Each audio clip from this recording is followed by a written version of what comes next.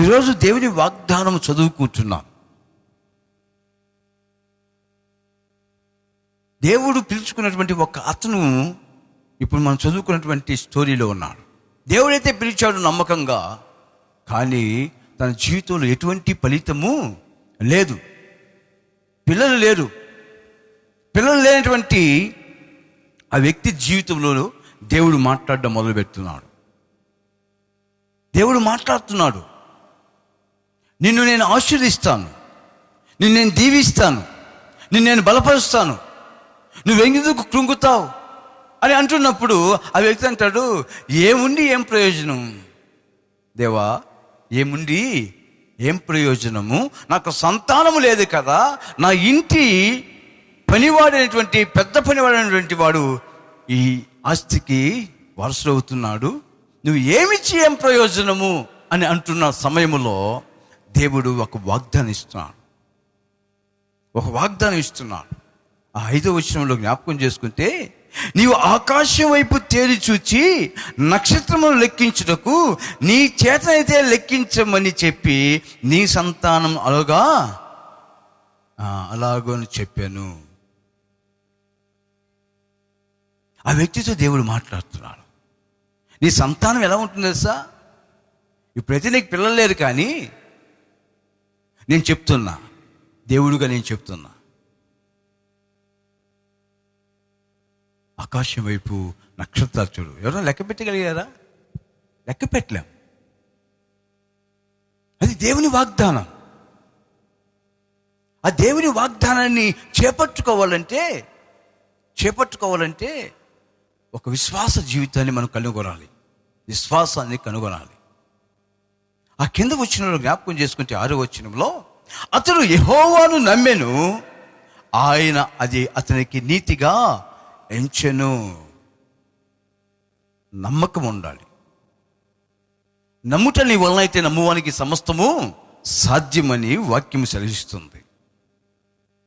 ఈరోజు అబ్రహాము అనే వ్యక్తి దేవుని నమ్మాడు, అది ఆయనకు నీతిగా ఎంచబడింది.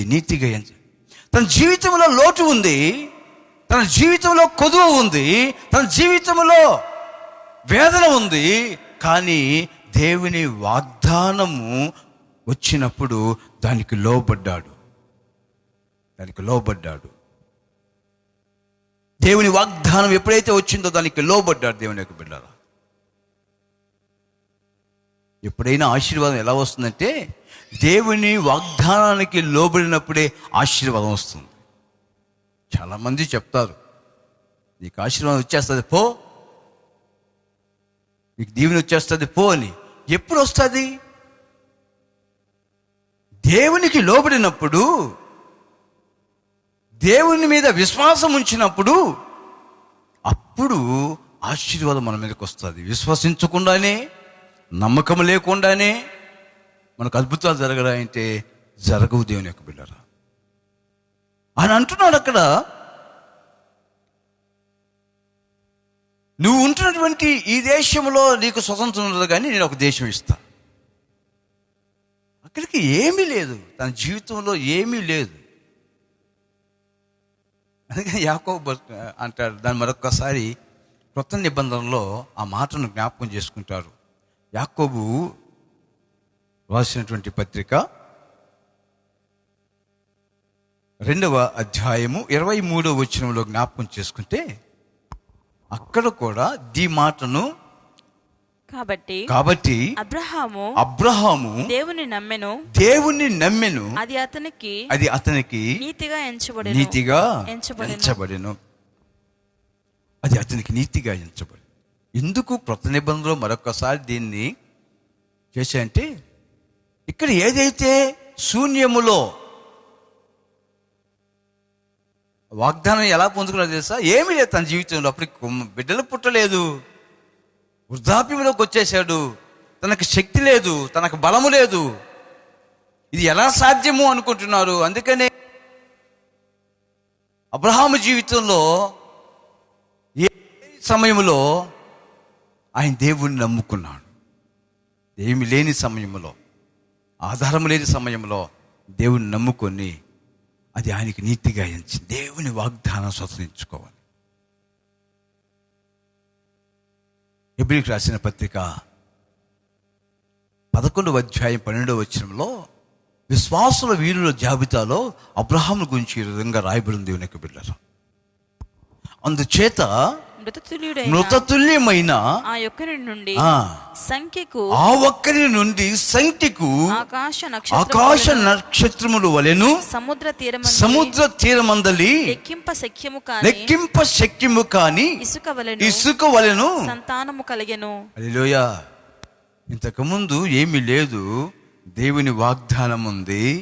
దేవుని వాగ్దానం పట్టుకొని ముందుకు సాగాడు. క్రొత్త నిబంధనకు వచ్చేటప్పటికి అది ఎలా ఉందంటే అది విస్తరించింది అబ్రహాము జీవితంలో. చప్పలు కూడా దేవుని మహింపరుచుకున్నాడు. ఇసుక రేణువుల కంటే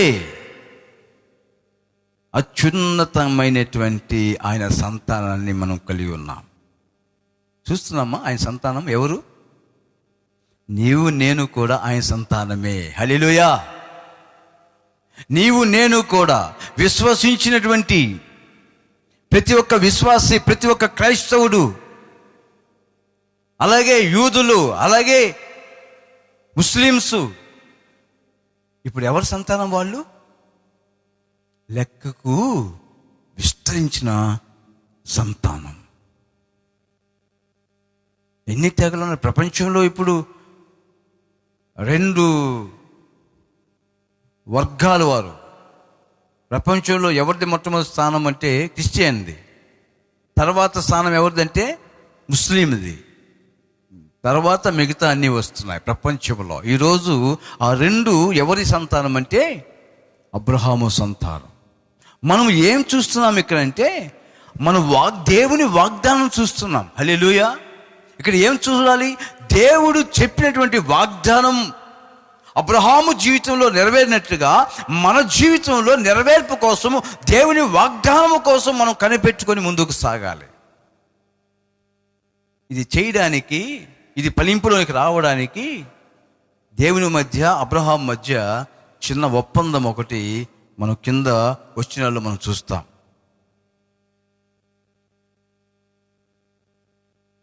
15 నుంచి జ్ఞాపకం చేసుకుని 16 నుంచి జ్ఞాపకం చేయనా? 15వ అధ్యాయం, ఆదికాండము 15వ అధ్యాయము. అమోరీల అక్రమము ఇంకను సంపూర్ణము కాలేదు గనుక నీ 4వ తరము వారు ఇక్కడికి మరలా వచ్చేదని నిశ్చయముగా తెలుసుకున్నామని అబ్రాహాముతో చెప్పెను. ఒక వాగ్దానం స్థిరపరుస్తున్నప్పుడు ఆయన కొన్ని నియమాలు ఉంచుతాడు. ఆ నియమాలను మనము వాటి జోలికి వెళ్ళకుండా వారు ఏదైతే చెప్పాడో దాని ప్రకారం జీవించినప్పుడు మనం స్వతంత్రించుకుంటాం. దానికి ముందు వచ్చినాల్లో 8వ వచనాన్ని జ్ఞాపకం చేసుకుంటే, అతడు ప్రభువైన యెహోవా నేను దీన్ని స్వతంత్రించుకున్నదని నాకెట్లా తెలియను అనగా ఆయన 3 ఏండ్ల పెయ్యను 3 ఏండ్ల మేకను 3 ఏండ్ల పొట్టేలను ఒక తెల్ల గువ్వను ఒక పావురపు పిల్లను నా యొద్దకు తెమ్మని అతనితో చెప్పాను. అతడు అవన్నీ తీసుకుని వాటిని నడుముకు ఖండించి దేని ఖండను దాని ఖండమునకు ఎదురుగా ఉంచెను. పక్షులు అతడు ఖండింపలేదు. దేవుడు చెప్పాడు, ఒక 3 ఏళ్ళు ప్రాయము కలిగినటువంటి ఒక పెయ్యిని తీసుకురా. తెలుసు కదా, ఆవు దూడ. అలాగే ఒక మేకను తీసుకురా, 3 ఏళ్ళు ప్రాయం గల ఒక మేకను తీసుకురా. అలాగే ఒక పొట్టేలను తీసుకురా. అలాగే ఒక తెల్ల గువ్వను తీసుకురా. అలాగే ఒక పావులను తీసుకురా. దాన్ని తీసుకొని వచ్చి రెండుగా చెయ్యి. దేనికి ఎదురుగా దాన్ని పెట్టు. మరి పెయ్యి అయితే పెయ్యిని 2గా కట్ చేసి ఎదురుగా పెట్టు. అదొక్క నిబంధన. దేవునితో అబ్రహాము నిబంధన ఎలా ఉంటుందంటే, ఇలా జరిగితే, ఇలా చేస్తే. జలప్రళయం వచ్చినప్పుడు నోవాహుతో దేవుడు ఒక ప్రకటన చేశాడు, ఒక నిబంధన చేశాడు. ఇంకెప్పుడు కూడా నేను ప్రజలను చంపడానికి నేను జలప్రయాణాన్ని ఇవ్వను. నా నిబంధన ఇదిగో ఇంద్రధనుసుగా ఒక ధనస్సు నేను ఉంచుతున్నాను. ఏముంచుతున్నాను అంటే అక్కడ ఒక ధనస్సును నేను ఉంచుతున్నాను. అది మీకు కనబడుతుంది. అది ఎందుకు కనబడుతుందంటే నా నిబంధన. అది అబ్రహాముతో చేసిన నిబంధన 2 ఖండముల మధ్య దేవుడు నడవాలి.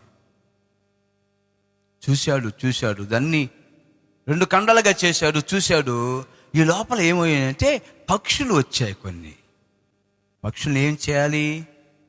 తోలాలి. దేవుని నిబంధనను మనం స్వతంత్రించుకునేటప్పటికీ సాతాను శక్తులు ఆ నిబంధన దొంగిలించాలని ఎప్పుడైతే ఆ యొక్క ఖండించినటువంటి ఆ మాంసమును తినడానికి పక్షులు వచ్చాయి, అబ్రహాము ఏం చేశాడు తెలుసా? పక్షుల్ని తోలివేశాడు. నువ్వు నిబంధనను స్వతంత్రించుకోవాలంటే సాతాను కుయుక్తులు ఉంటాయి.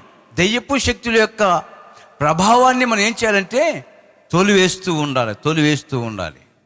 శరీర క్రియలు కావచ్చు, ఆత్మను బలహీనపరిచేటువంటి కొన్ని కార్యాలు కావచ్చు. వాళ్ళు ఏం చేయాలి? మనము తోలివేస్తూ ఉండాలి. మన ఆలోచనకు అందకుండా వాటిని తోలివేస్తూ ఉండాలి. అలా చేస్తూ ఉన్నప్పుడు అలిసి నిద్రపోయిన తర్వాత ప్రొద్దుగూకు వేళ దేవుడు ఆ ఖండముల మధ్య నడిచి వెళ్ళాను. చప్పలకు దేవుని మహింపరచుకుందాం. అబ్రహాముతో చేసిన నిబంధనకు ఏంటంటే, నేను నమ్ముతున్నానయ్యా, నీవు ఇచ్చినటువంటి ఆ నిబంధన, మరి ఆ వాగ్దానము నేను స్వతంత్రించుకోవాలంటే నువ్వు నాతో నిబంధనలు ఇచ్చేయాలి.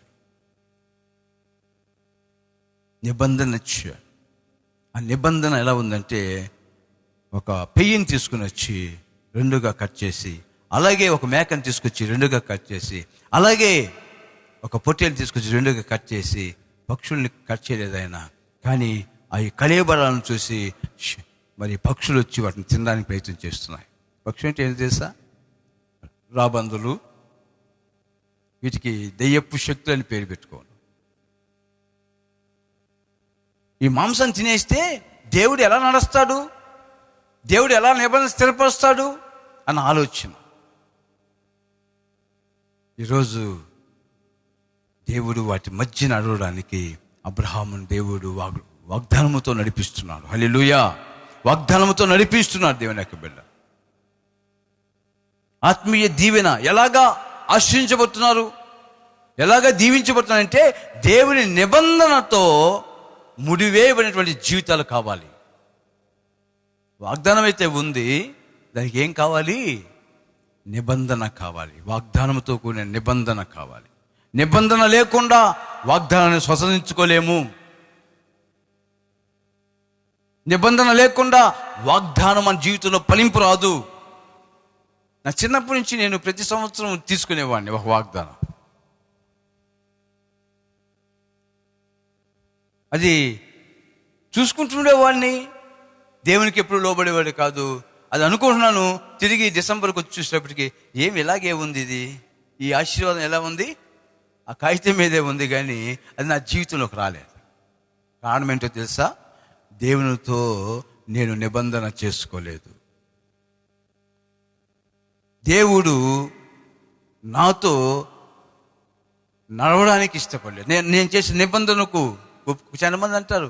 ఈ మధ్యగా ఒక ప్రార్థన చేయడానికి ఫోన్ కాల్ వచ్చింది.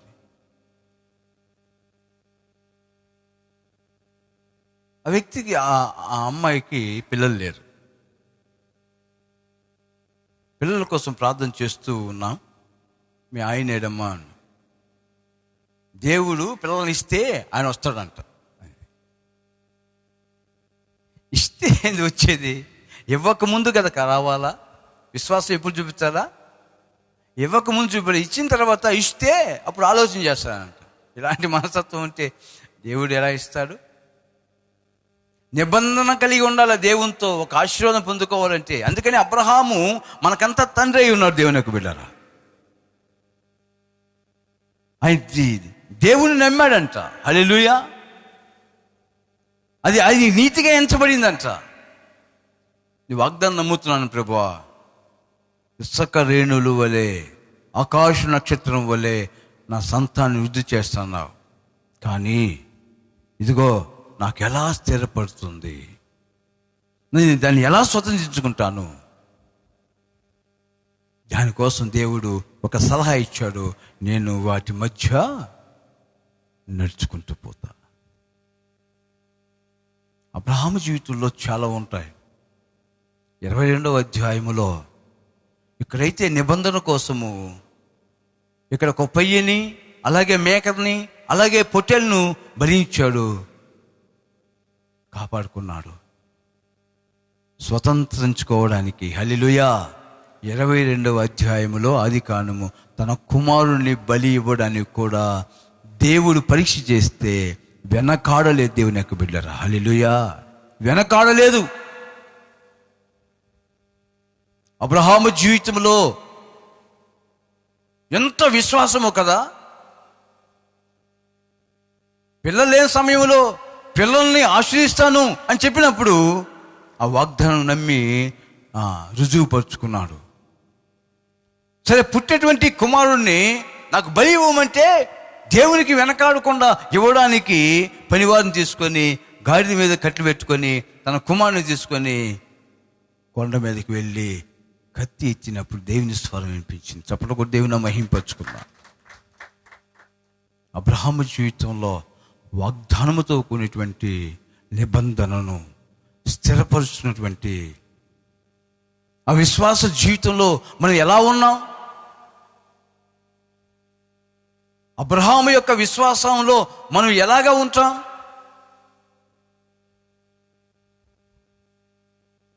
అబ్రహాము యొక్క విశ్వాసంతో మన విశ్వాసాన్ని పోల్చుకుంటే మనం ఏ పాటి వారు? అందుకని ఆయన కొండ మీద ప్రసంగంలో యేసు ప్రభు అంటాడు, 8వ అధ్యాయంలో ఒక మాట ఉంది, దేవుని యొక్క బిడ్డరా, ఒక దినం రాబోతుంది, మనమందరము పరలోకానికి వెళ్తాం. అక్కడ అబ్రహాము, అలాగే ఇస్సాకు, యాకోబు వాళ్ళు కూర్చో ఉంటారంట. వారి మధ్యన మనం కూర్చోవడానికి అంత అర్హత మనం సంపాదించుకుంటామా? వాళ్ళ యొక్క హృదయ వాంఛ వేరు. అబ్రహాము ఇక్కడ ఈ నిబంధన స్థిరపరచబడ్డానికి, ఆ స్థిరపరచబడినటువంటి నిబంధనలో ఆశీర్వాదం పొందుకోవడానికి ఇక్కడే చెప్పాడు. కానీ ఆదికాండం 15వ అధ్యాయంలో హెబ్రీ గ్రంథకర్త దాన్ని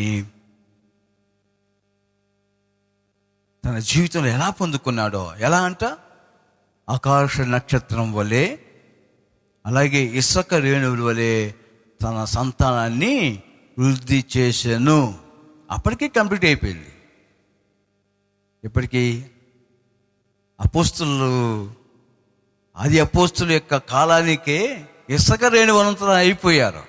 ఇప్పుడు పట్టజాలంతా ఆయన సంతానాన్ని ప్రపంచమంతా చూస్తున్నాం. హల్లెలూయా. ప్రపంచమంతా చూస్తున్నాం దేవుని యొక్క బిడ్డరా.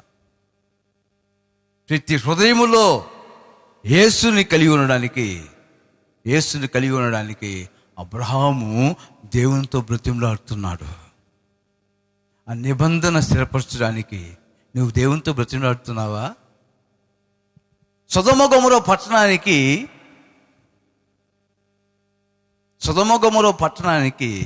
ఉగ్రత రాబోతుంది అని దేవుడు అబ్రహాముతో చెప్పినప్పుడు అబ్రహాము వాడు బ్రతిమలాడుతున్నాడు, అయ్యా దాన్ని నాశనం చేస్తున్నావు, సొదొమ గొమొర పట్టణాన్ని అగ్ని చేత నాశనం చేస్తున్నావు. 50 మంది నీతిమంతులు ఉంటే వాళ్ళు కూడా నీ ఉగ్రతకు బలవ్వాల్సిందేనా అంటే, 50 మంది ఉంటే నేను విడిచిపెట్టేస్తాను ఆ పట్టణాన్ని. ఒక 5 మంది ఉంటే, 5 మంది తగ్గితే 45 మంది ఉన్నా కానీ నేను ఆ పట్టణానికి నేను హాని చేయను.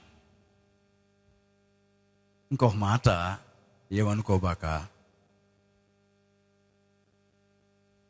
30 మంది ఉంటే 30 మంది ఉంటే నేనేం చేయను. చిన్న చిన్న మాట. ఇంకోసారి అన్న ఆ యొక్క సంభాషణ చూస్తుంటే దేవుని యొక్క బిడ్డరా స్నేహితుతో మాట్లాడినట్టుగా ఉంటుంది. ఇంకొక 10 మంది తగ్గితే, సరే 20 మంది ఉన్నారు ఆ పట్టణంలో, నేను రక్షిస్తాను, నేను దాన్ని ఏం చేయను.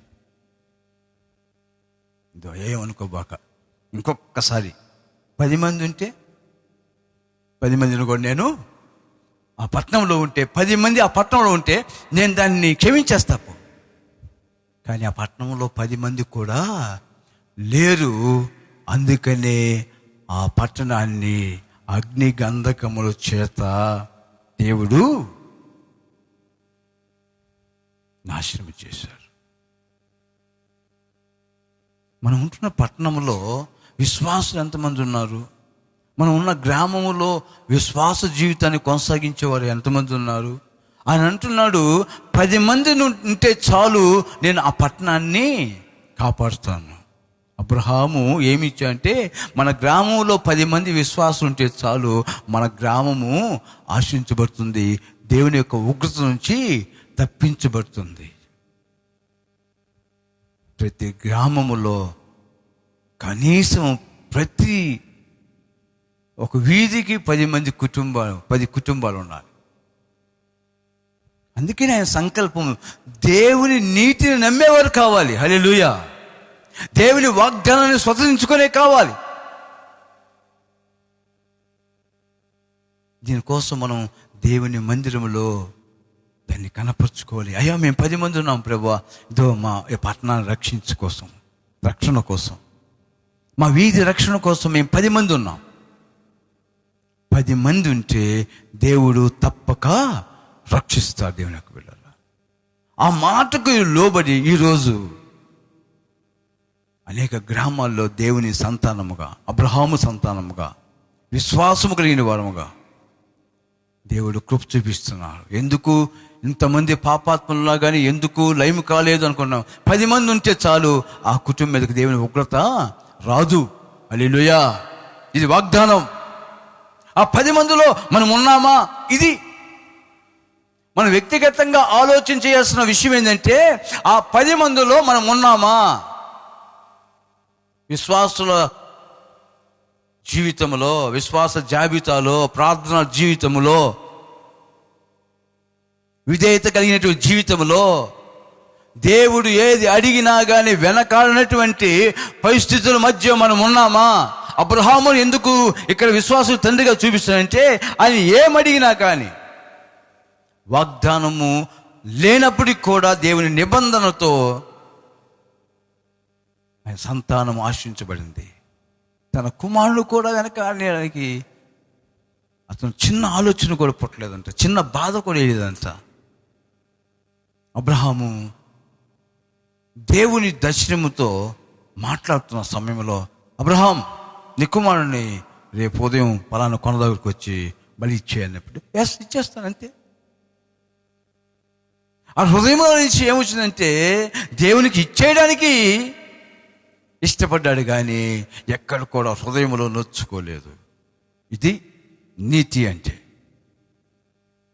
అబ్రహాము దేవుని నమ్మాను, అది ఆయనకు నీతిగా ఎంచబడెను. ఆ నిబంధన నెరవేరడానికి, మన జీవితంలో నెరవేరడానికి, మన బ్రతుకుల్లో నెరవేరడానికి మనం ఏ పాటి విశ్వాసాన్ని దేవుని యందు చూపిస్తున్నాం? ఆయన వాటి మధ్య నడిచిపోతాడు. 3 ఏండ్ల పెయ్య. ఎవరనుకుంటున్నావు? 3 ఏండ్ల పెయ్య ప్రభు అయిన యేసుక్రీస్తు వారు. 3 ఏండ్ల మేక ఎవరు అనుకుంటున్నావు? ప్రభు అయిన యేసుక్రీస్తు వారు. 3 ఏండ్ల పొట్టేళ్ళు ఎవరు అనుకుంటున్నావు? ఏ పొట్టేలు కాపాడింది ఇస్సాకు దగ్గర బలి ఇస్తున్నప్పుడు? పొదల్లో చిక్కుబడి ఉన్నటువంటి పొట్టేళ్ళు. దేవుని వాగ్దానం స్వతంత్రించుకోవాలంటే, దేవుని కోసం ఏం చేయడానికని వెనకాడినటువంటి విశ్వాస జీవితంలో ముందుకు సాగాలి. మనకేం కనిపించవు, మనకేమీ అందుబాటులో ఉండవు, కానీ దేవుని వాగ్దానము స్థిరపరచుకోవాలంటే ఆయన యందు మనము పరిపూర్ణంగా మన విశ్వాస జీవితాన్ని కనపరచాలి. దానికి ఆయన చూపిస్తాడు. హల్లెలూయా. ఈరోజు ఎవరు ప్రభువా నా నిబంధన ఎవరి ద్వారా స్థిరపరచుకోవాలంటే నీ కోసం నా కోసం ప్రాణం పెట్టినటువంటి యేసుక్రీస్తు యొక్క జీవితంలో మన పాపాలను ఒప్పుకొని నాయనా నన్ను ఆశీర్వదించు. ఆ నిబంధన అబ్రహాముతో చేసిన నిబంధన నాకు క్రొత్త నిబంధనగా నేను చేసుకుంటున్నాను. నేను క్రీస్తు యేసు యొక్క మరణము మధ్య నేను నడిచిపోతున్నాను. నాతో నిబంధన చేయి. నా పాపములు ఒప్పుకుంటున్నాను, నాతో నిబంధన చేయి. ఆయన భూమికి అలాగే ఆకాశానికి మధ్యన వేలాడి తీయబడ్డాడంట యేసు ప్రభు వారు. దాని మధ్యన మనం నడవాలి. ఆ సిలువ దగ్గరికి మనం నడవాలి. ఆ నిత్య నివాసి అయినటువంటి దేవుని యొక్క ఆ యజ్ఞంలోనికి మనం ముందుకు సాగాలి. అప్పుడే జయ జీవితాన్ని పొందుకుంటాం. దేవుని వాగ్దానాన్ని స్థిరపరచుకుంటాం. దేవుని యొక్క వాగ్దానంలో మనం పాలిభాగంగా ఉంటాం, ఆశించబడతాం. మన సంతానము ఇసుక రేణుల వలె ఇంకా అభివృద్ధి అవుతుందని దేవుని పేరు మనం చేస్తున్నాను. దేవుడి కొద్ది మాటలు మన వెనుకల్లో దీవించును గాక. ప్రార్థన చేసుకుందాం. నువ్వులికిగా ప్రేమించినటువంటి మా పరలోకపు తండ్రి, నీకు వందనాలు నాయనా. అబ్రహాముతో చేసినటువంటి నిబంధన, అబ్రహాము నిన్ను వెంబడించినటువంటి ఆ క్రమము, ఆ హృదయం వాంఛ ప్రభువా, 3 ఏండ్ల పెయ్య అక్కడ నీవే కదా ప్రభువా కనిపించింది. 3 ఏండ్ల మేక అక్కడ నీవే కదా ప్రభువా బలి పశువు. 3 ఏండ్ల పొట్టేళ్ళు ప్రభువా మా నిమిత్తము నాయనా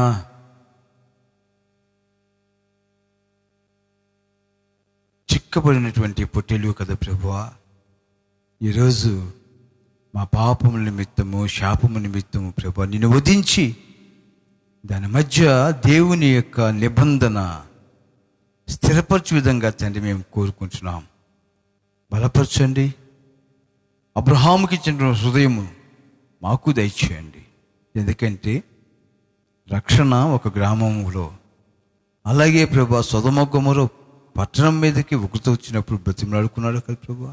అలాగే మేము కూడా ఈ నిబంధనలు తీసుకొని ప్రభువా నీ రక్షణలో మమ్మల్ని నడిపిస్తూ నాయనా ఒక గ్రామం మీదకి ఉగ్రత రాబోతున్నప్పుడు ఆ గ్రామం కోసము, అక్కడ నివసిస్తున్న ప్రజల కోసం ప్రార్థన చేసే వారముగా మమ్మల్ని నుంచి బలపరచమని కోరుకుంటున్నాం నాయనా. నీ పరిచర్యకు అలాగే ప్రభువా మేము ఎంతగానో ప్రభువా ముందుకు సాగడానికి మమ్మల్ని బలపరిచి దీవించమని యేసు నామమున ప్రార్థన చేసి అడుగుతున్నాను తండ్రి.